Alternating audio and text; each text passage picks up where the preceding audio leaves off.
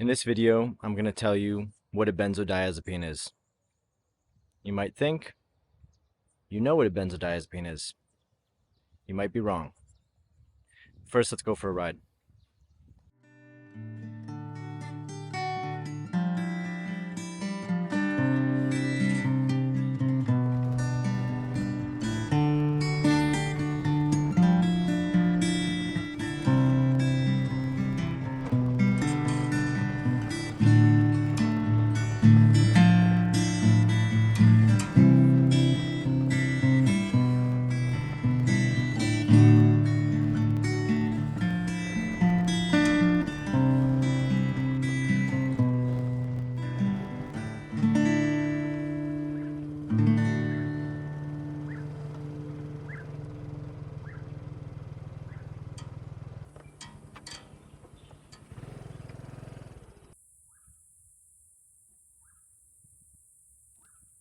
In this little grove of trees here that backs up to the lagoon of Simone, we're surrounded by salt flats, but there's this just little patch of forest here, and I absolutely love it.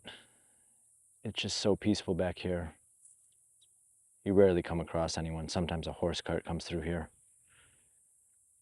Usually tons of birds, but this kind of weird time we're in, sort of getting right before the rainy season and the time of day, might not see so much. But to answer your question, yes, I did drive us all the way out here to tell you what a benzodiazepine is. Some people know benzodiazepines as a drug that takes the edge off, calms us down, slows down neural activity. You can take them for years. Relatively low toxicity in terms of the burden on your liver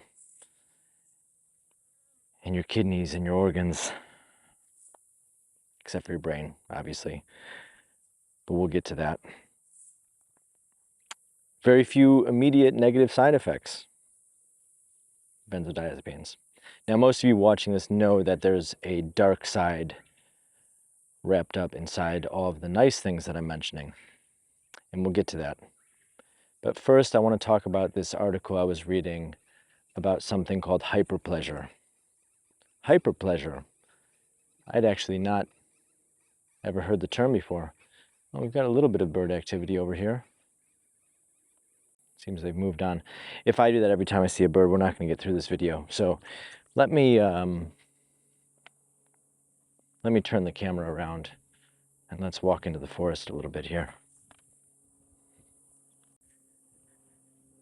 So before I talk about what a benzodiazepine really is, I want to talk about something I read recently, and it was an article about hyperpleasure, a term I had never heard before, but it was talking about users of methamphetamines and what happens when they come off the drug.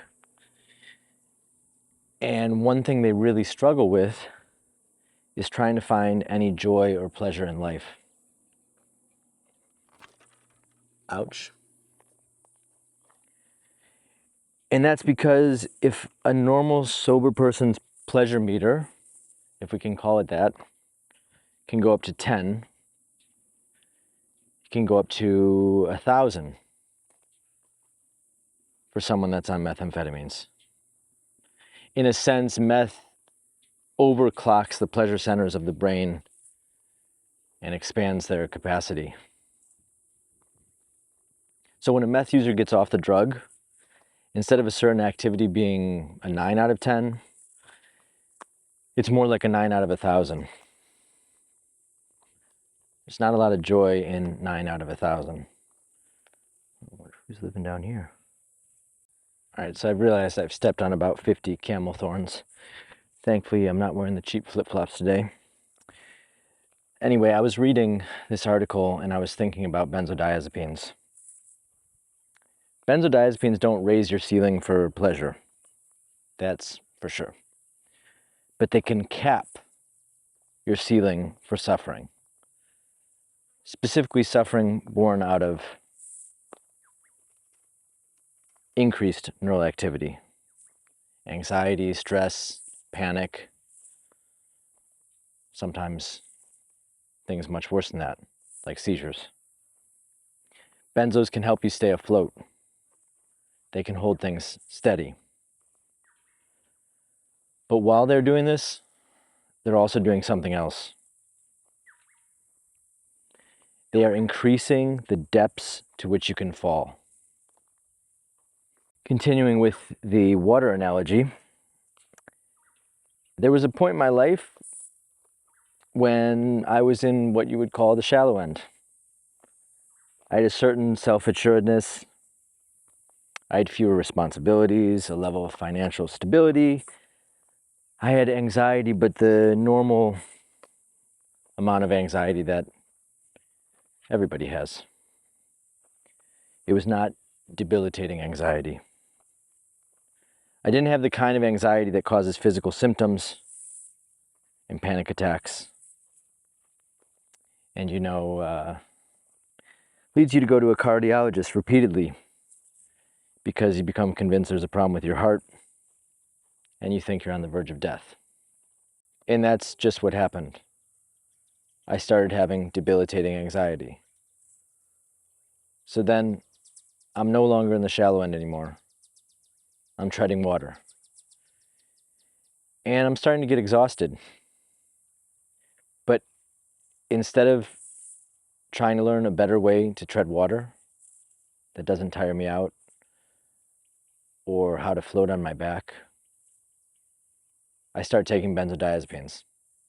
What is a benzo? A benzo is an inner tube. It keeps you afloat. It keeps you on the surface. But it's not just an inner tube. It's an inner tube that comes with a little rock that gets attached to your foot. And each day another little rock gets attached to your foot. And the other thing about this inner tube, it only moves in one direction. It keeps going into deeper and deeper waters. Let me draw a picture.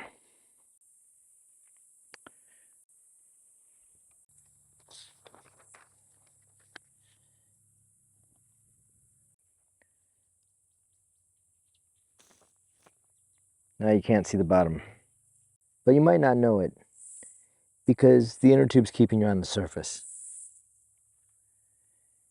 So when you stop taking benzos, and if you stop on a dime, cold turkey, no taper, it's like taking a knife and splitting that inner tube down the seam. So just like that, in an instant, you're sinking and you have who knows how many rocks tied to your feet. And who knows how far it is until the bottom. Now, if you slowly get off benzos, if you taper and take your time, it's as if there is a small puncture in that inner tube.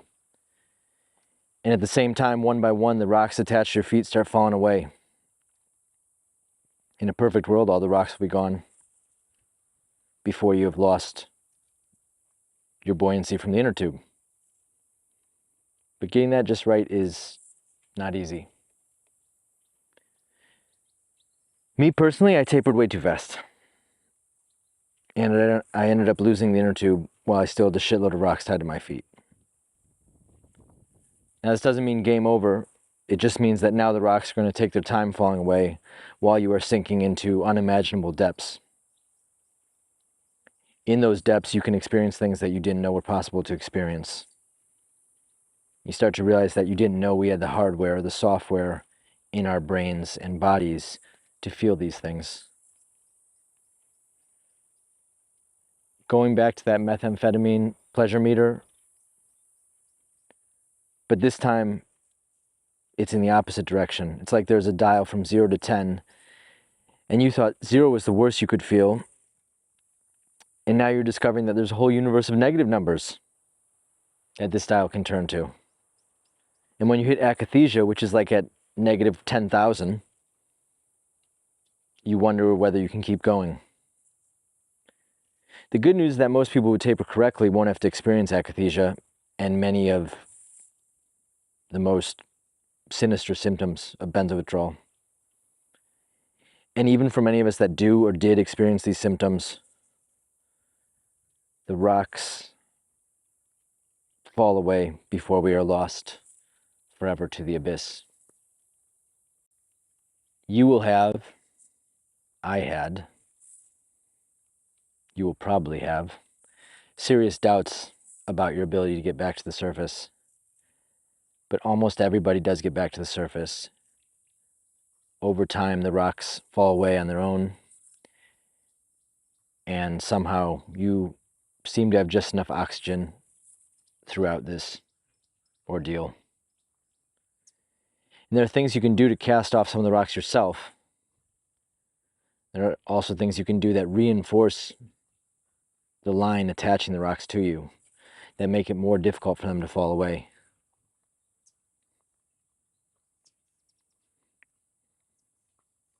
In the next couple of weeks, I'm going to talk about some of these things that can help you cast away those rocks. And some of those things that make it difficult to cast away those rocks. But in the meantime, now if you come across a friend or a psychiatrist that really needs to know what a benzodiazepine is, you can explain it to them.